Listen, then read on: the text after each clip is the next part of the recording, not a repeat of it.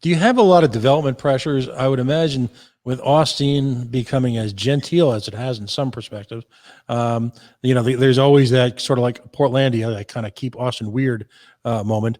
But I've got to believe from my reading that gentrification is a huge issue for some of the very people who made Austin weird. Yeah. What's going on with that in terms of elected officials, and how frustrated are people by that? Well, there's a lot of frustration. So I served 2 terms as a city council member in Lago Vista, Texas, which is outside the city. So I'm kind of on the far western edge of that district you just showed. So it gets into the hill country and it's not as urban. But certainly East Austin is where gentrification is a hot topic. But if you look at the region generally, as I mentioned, Central Texas is extremely attractive. A lot of people in businesses are relocating here. We've heard about Joe Rogan and Elon Musk and all these people saying, maybe I'll move to Austin. So Austin is extremely popular.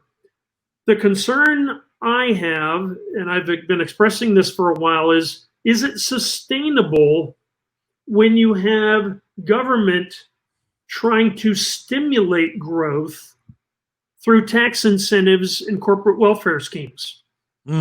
Yes. So the state of Texas has an enterprise fund, and they have several other funds where the governor of Texas can say, I've got some taxpayer money here.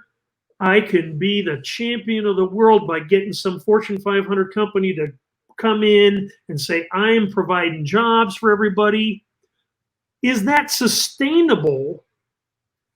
Even if you have that job growth, you're putting more cars on the road.